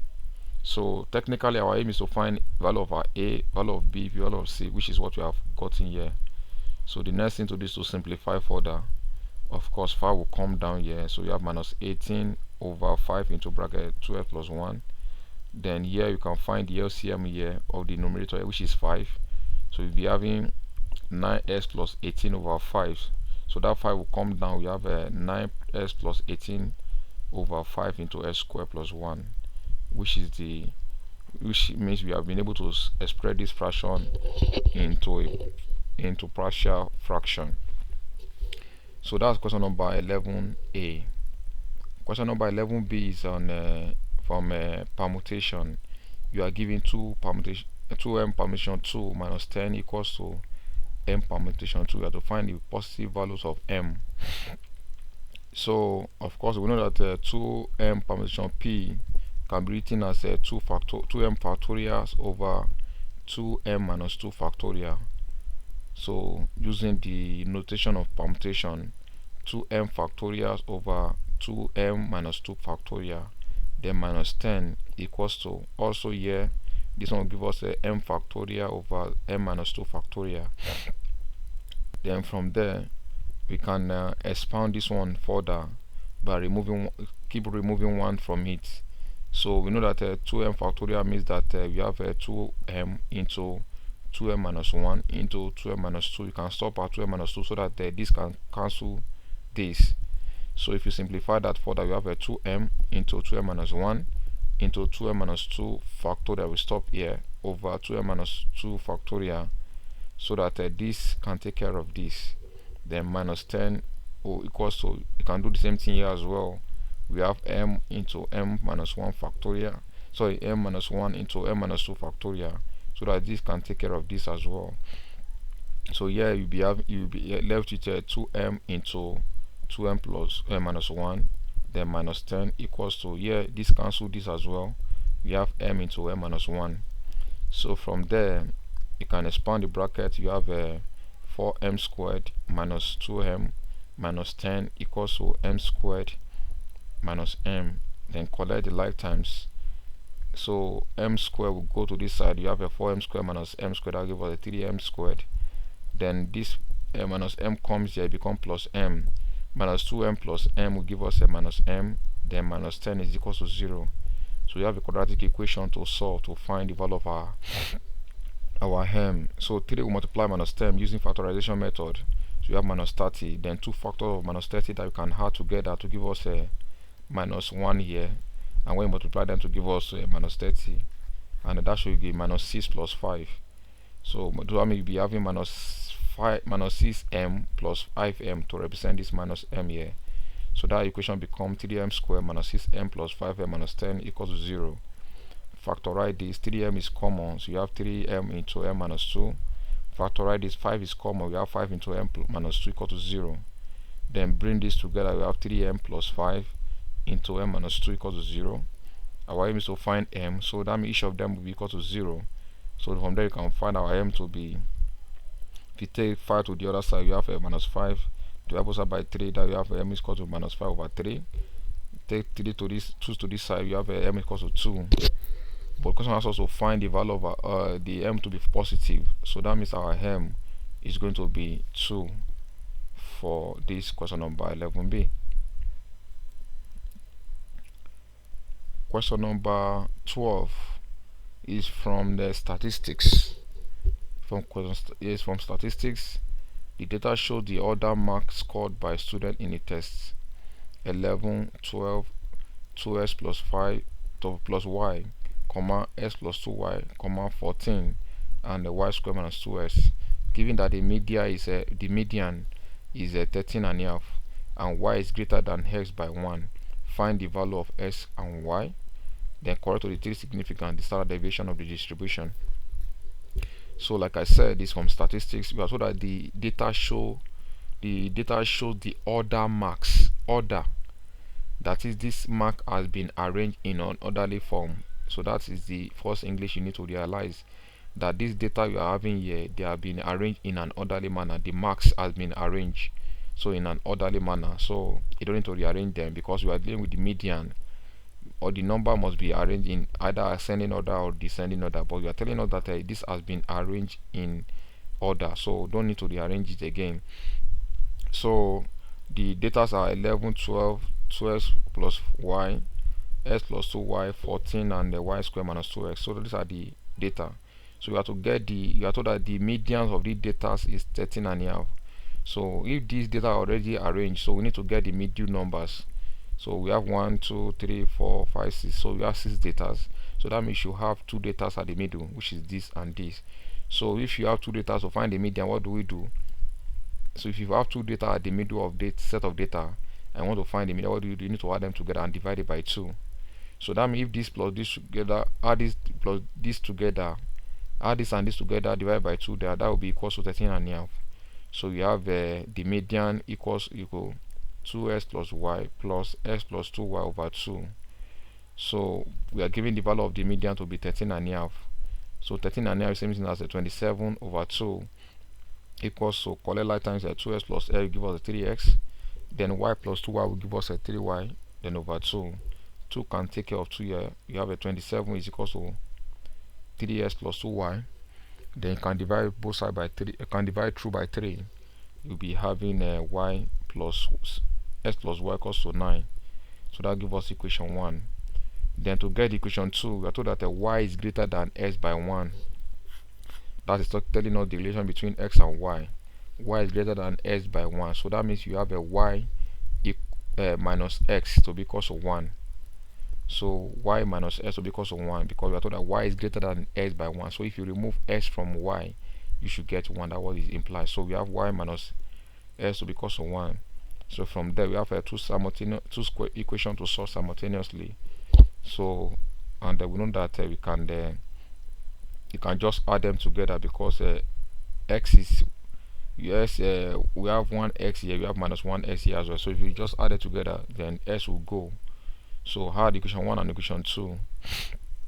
So we have x plus minus x, that gives us 0. So y plus y give us 2y equals to 9 plus 1 give us 10. Divide both sides by 2, y equals to 5. Then substitute this value into any of these two equations to get your x. So from 1, x plus y equals to 9. So that means y will be equals to 9 minus 5. That s will be equals to 9 minus 5, because our y is 5. So s will be equals to 4. So as you are asked to find the value of x and y, s is 4, y is 5. So that is for question number 12a. For question number 12b, we need to find the standard deviation, and the first thing to do is to first of all know the values of this data. Since we know the value of our x and y now, so you need to return that here. Put your x here, put your y here, put your x here, put your y here, your y here, put your x here, and simplify. So know the set of the data. And if you do that here, the data were this before. So when our s is 4, our y is 5. If you put that here, so the data will now become this. Our s is 4. 4 plus 12 times 2 is 8. Then our y is 5. 8 plus 5 gives us 13. So we have 13 here. Also we have 4 plus 2 times 5 is 10. 4 plus 10 is 14. So we have 14 here as well. Our y is 5. 5 square is 25. Then s is 4. 2 times 4 is 8. 25 minus 8 is 17. So these are the set of the data now. So we can now find the standard deviation of this set of data. But to find standard deviation, we know that the standard deviation of an ungrouped data is a summation of x minus summation of square root of summation of the deviation square over n. So square root of the summation of the deviation squared over n. So where our s bar is the mean and our s is the set of data given to us, n is the number of data that we have here. So that means we need our s bar, which is the mean. So you need to find the mean first. So s bar is talking about the mean. So find the means of this set of data, add them together, divided by 6, which is the number of data that we have here. And if you do that, if you sum it together, we have 81 divided by 6, that gives us a 13.5. Now that we know the mean, we can now compute, you can now find the deviation. And how do we do that? You can compute the table. This is your x set of the data. We have to find x minus x bar. X minus x bar. So remove your x from this x bar, which is the mean. So we have 11 minus 13.5, that gives us a minus 2.5. We have a 12 minus 13.5, that gives us a minus 1.5. We have 13 minus 13.5 minus 0.5. 14 minus 13.5, 0.5. 14 minus 0.5 and 13.5, that gives us 0.5. Then 17 minus 13.5, 3.5. Then we have to square the deviation, square this value of s minus s bar. If you square this, each of these, you square them, you have these values. Minus 2.5 square will give us this, minus 1.5 square will give us that as well. Then you do that everything.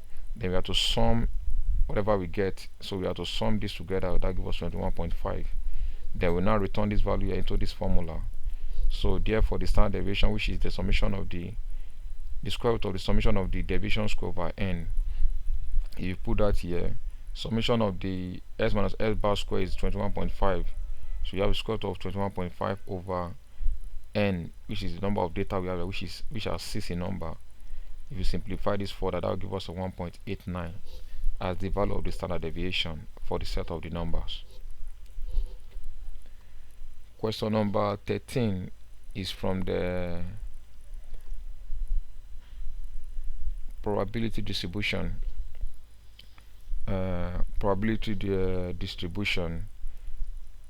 So you are told that in an examination 70% of the candidate pass.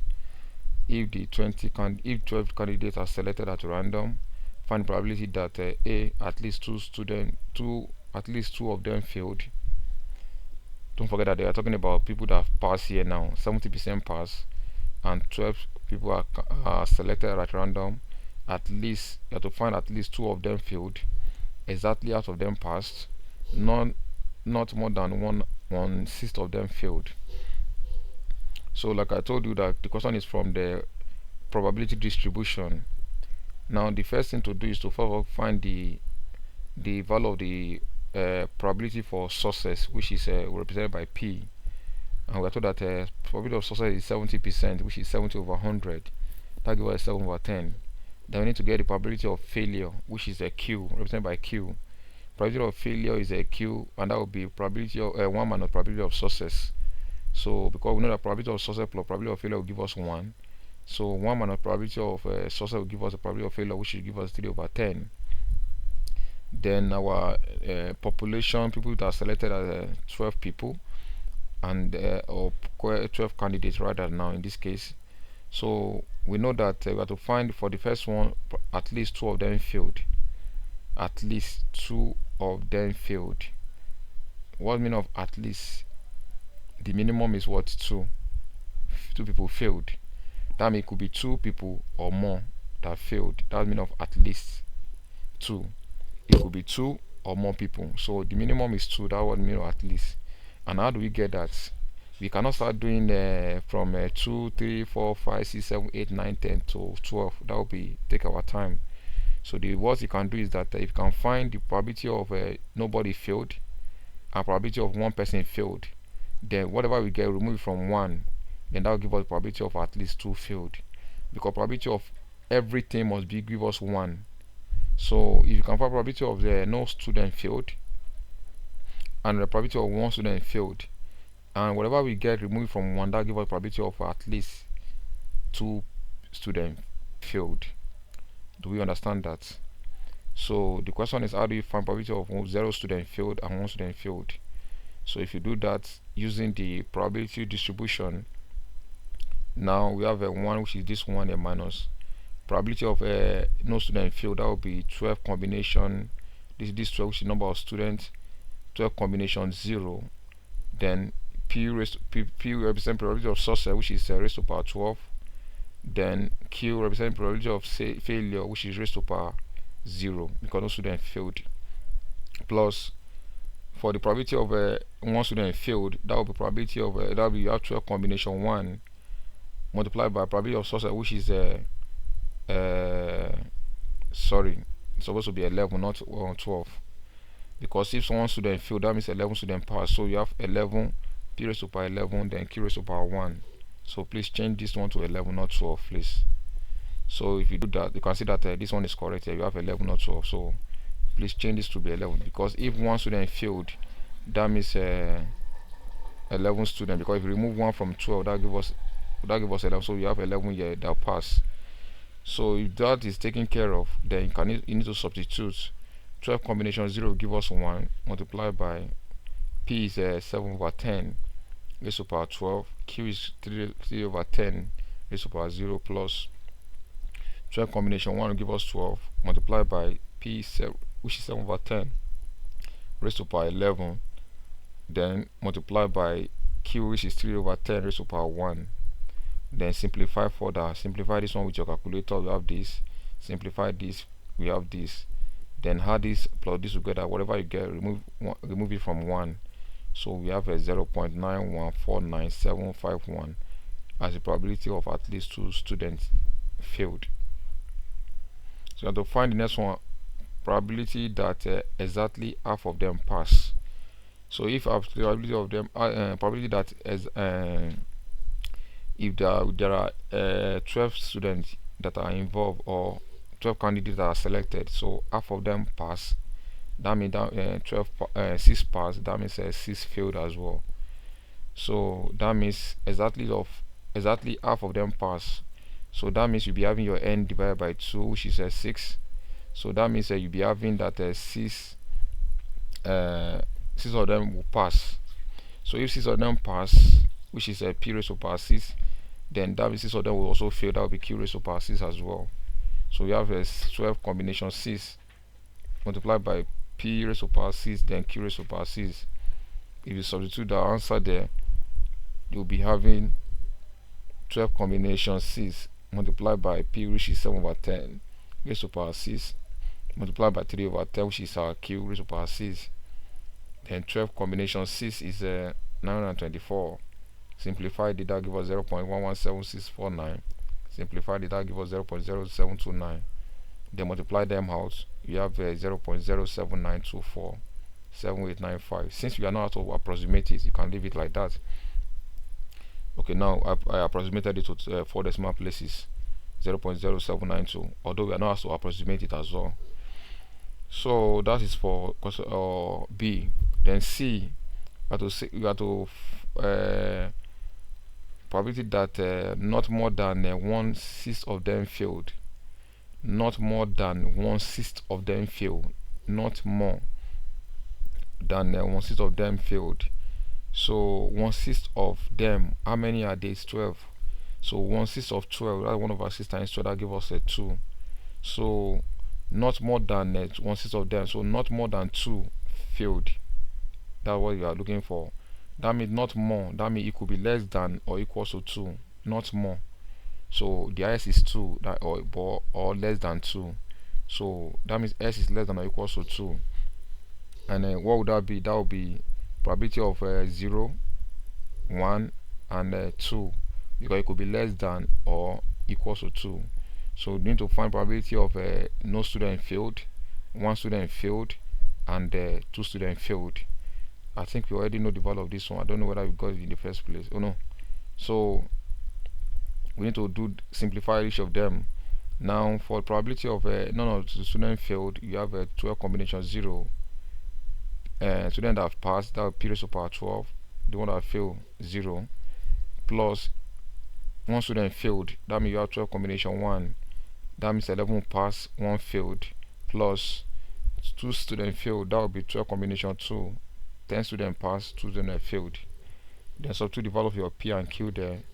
So that means we having 12 combination 0, then 7 over 10 raised to power 12, 3 over 10 raised to power 0, plus 12 combination 1, 7 over 10 raised to power 11, 3 over 10 raised to power 1, plus 12 combination 2, 7 over 10 raised to power 10, 3 over 10 raised to power 2. If you simplify each of them step by step, you have this plus this plus this. Add them together, we have this as well. So if you take to the 4 decimal places, we have this as well for the question number, the C part of it. Question number 14, which is the second to the last question for this further mathematics that we are working on. And this question is on the forces on acting on a plane. So we have that a particle of weight 12 Newton lying on an horizontal ground is acted upon by forces F1 10 Newton, then angle of inclination 90 degrees, F2 16 Newton, angle 180 degrees, F3 7 Newton 30 degrees, and F4 12 Newton and 300 degrees. Express all these forces acting on the particle as a column vector. Then we have to find the resultant, then find acceleration, which of the particle to move. So like I told you, sorry, the question is from a resultant forces. We got to find the resultant of these forces and do something on that. Now the first thing to do is to do is a sketch to represent the forces. We have that there is a, I don't know why I kept making this silly mistake. This is 12 Newton, not 14 Newton. So this is 12 Newton. Please correct that as well. Not 14 Newton. So I don't know whether it's it is well. Alright, this is 12 Newton. A weight of 12 Newton on a plane. Say acted upon by all these forces f1, f2, f3. So I can draw this, the first force acting on the what's it called, the weight, because I told that the angle is 90 degrees, so that would be perpendicular. So of course, if I this is the first force, which is representing the y-axis. This also will represent the y-axis as well, the other part of the y-axis. Then also, let's say this is x-axis, another one x-axis here. So that means this force is here, so this weight is here acted by some forces. So let's say all this one represent the axis now. But for the first force, which is 10 Newton, which is F1, the angle of inclination is 90 degrees. So that means from the horizontal to this force, that will be 90 degrees here. So the second force, we have that the force is the weight is so the force is 16 Newton and the angle there is 180. So from here to this, that means it's going to be, the second force is going to be this one here. So we have F2, which is 16 Newton, and the angle is between this x-axis to the other x-axis here. Do we understand that? Good. Then the third force is here, which is 7 Newton, and the angle is 30 degrees. So 30 is going to 4 here. So if I draw a straight line, being a force acting upon this weight, then we are told that the force is F3, which is 7 Newton, and the angle of inclination is 30 degrees. So from the S here to this line, you have 30 degrees there. Then the fourth one is 12 Newton, and the angle is 300. So 90 plus 90 plus 90 to 70, 300 will fall here as well. So I will draw another line here. Do we understand that now? So from here, from this horizontal to this place back to this line is 300 degrees there, which can also mean that the angle here is going to be 360 minus what's it called, 300. That gives us a 60 degrees. So this line will represent the fourth force, which is 12 Newton. Then the angle here should be 60 degrees, because 360 minus 300 gives 360. Or I can also find the angle that is here as well, being that I will remove 270 from what's it called, from 300. That gives us a 30. So the angle here is going to be 30 as well. Anyone I want to use, I can use 300, I can use 30, I can use 60. So that is that. Now let's get the component of each of the forces. We need to get the component, the horizontal component and the y component for each of the forces. Then we now represent it in a column vector. So let's use I and J to represent the S component and Y component. So I represent the S component of each of the forces, and the J represent the Y component of each of the forces. So for the first force, which is F1, so the YS component, so we know that the angle there is 90 degrees. So that means we'll be having this S component will be the force, which is 10 sine 90 degrees. I here is representing the the horizontal component, plus the vertical component here, which is represented by J. Then we have the force, which is 10 cos 90 degrees. Then if you simplify it with this with your calculator, so 10 sine 90 will give us 10 multiplied by I, we have 10i. Then 10 cos 90 will give us a 0 multiplied by J. So this can now be represented in a column vector. That will give us a 10, which is the coefficient of I, then 0, which is the coefficient of J, then a column in a bracket represented by a column vector. That's for the first force. Let's do for the second force as well, which is F2. The angle of inclination there is 180 degrees. So we will also be having a 16 sine 180 i. So 16 sine 180 i plus 16 cos 180 j as well.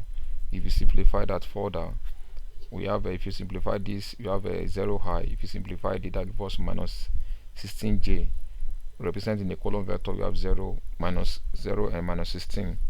Then for the third vector, which is 7 Newton, you also have a 7 sine 30 degrees, because the angle of inclination there is 30 plus 7 cos 30 degrees j. So simplify that, will give us a 3.5i plus 6.062j. Also represented in the column vector, we have this. Then the fourth one as well, the angle of inclination there is a 300 degrees. You have a 12 sine 300i plus a 12 cos 300j. So from there, if you simplify that, will give us a minus 10 3ij, minus 10.39i plus a 6j. Also represented in a column vector. Yeah, we have a 10.3i. There's an error here, please. This is positive, this is negative. I don't know why I wrote it this. So there's an error here. So this is positive, this is negative. So you have a minus 6 here, not a plus 6. So this is plus, this is minus. So you have a plus 10.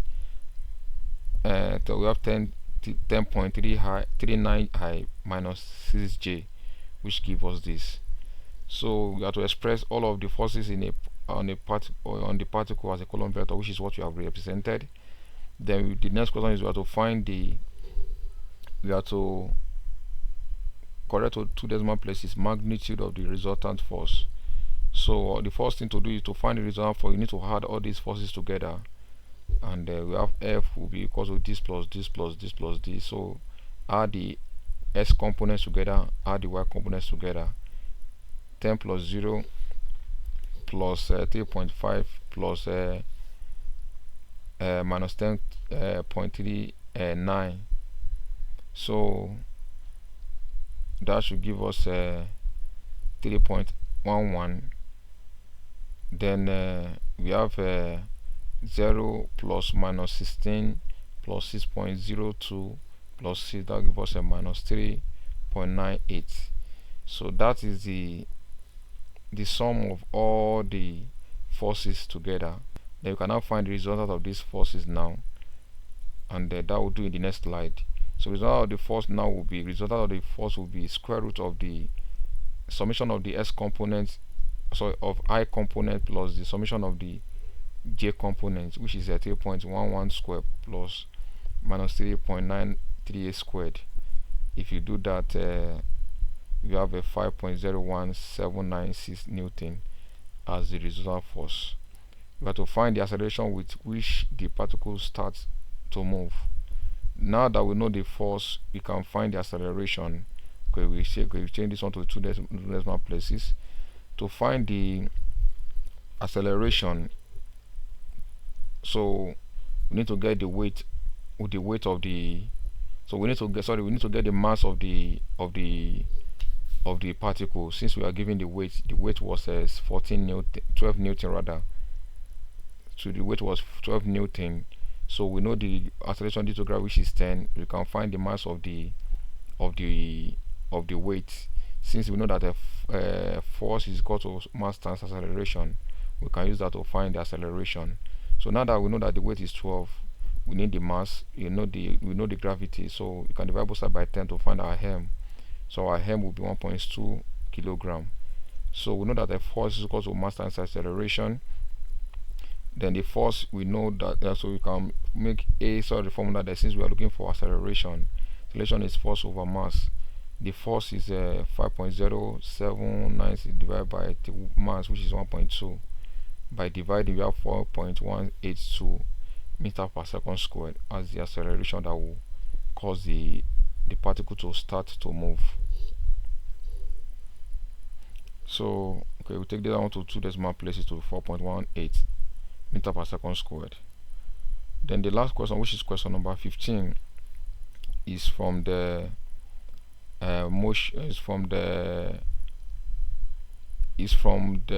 differentiation, which is the application of differentiation to rectilinear motion. Application of differentiation to rectilinear motion. We are told that a boy runs in a line and its displacement at time t seconds after leaving the starting point O is s meters, where 20 s equals to 40 squared plus t cubed. Find the velocity of the boy when t is 15 seconds, value of t for which the acceleration of the boy is 8 times its initial acceleration. So we are given the equation of the displacement, which is 20s equals to 40 squared plus t cubed. So we are looking for the velocity after t 15 seconds. So we know that velocity s here is representing the displacement, and which is talking about the distance along in a particular direction, and t is the time. So if you differentiate distance with time, that will give us a velocity. So but before we do that, we need to make s of a formula. You can divide through by 20. So you have s equals to 4 over 20, that gives us 1 over 5 t squared plus 1 over 20 t cube. We can now differentiate x with respect to t, that gives us the s dt, which is talking about the velocity. So 2 will come down, we have 2 over 5t. Then so removing 1 from the power, so we have 2 over 5t plus 3 will come down here also, 3 over 20. Then remove 1 from the power, we have t squared. So from there, we are told that the time is you have to find the velocity and when t is 15. So all we can do is that you substitute the value of our t, which is 15 here. You have 2 over 5 times 15 plus 3 over 20 times 15 squared. So 15 can take care of 15, and 5 can take go in 15. 3 times 2, that gives us 6. If you simplify this, you have a 33.75. Add it together, you add the velocity to be 39.75 meters per second. So that's the first value here for our velocity. Then the value of t for which the acceleration of the boy is 8 times its initial acceleration. So the question is that you need to first get the initial acceleration of the body. So how do we do that? Now that we know the velocity to be this, if you differentiate velocity with time, that will give us acceleration. So that means we can differentiate this again, just differentiate this one more time. So that means we have acceleration to be the 2s that t squared, that 2s that t squared. That means you differentiate this this again, since you have differentiated this with time to get the velocity. So differentiate this again, that will give us a that 2x that 2 squared. That means you are differentiating 2 times. So if I differentiate this again now, if I differentiate the this again, then t will go. So we have a 2 over 5 plus 2 will come here, you have a 6 over 20. Then remove 1 from the power, you have a t. So you have 6 over 20t here. If you reduce down 1, okay, you reduce, okay, 6 can go into, you can reduce that. 2 can go here, 2 can go here as well. But we are told that at initial acceleration, okay, value of t for which the acceleration of the boy is 8 times is initial acceleration. As initial acceleration, we know that time is equal to 0 at initial acceleration. Time is 0. So if you put that here, then acceleration will be equal to 2 over 5 plus 0. So that gives us a 2 over 5 meters per second square. So that means acceleration is a 2 over 5 initially. Then we are not told that you have to find the value of t for which the acceleration of the boy is 8 times its initial acceleration. So the acceleration of the boy, which is this, is equals to the 8 times its initial acceleration. The initial acceleration is 2 over 5. Then the acceleration of the body, which is this equation you're having here, is equals to 8 times initial acceleration. This is initial acceleration is 2 over 5, then times 8 equals to this. What we are doing here. So don't forget that you try to understand this statement.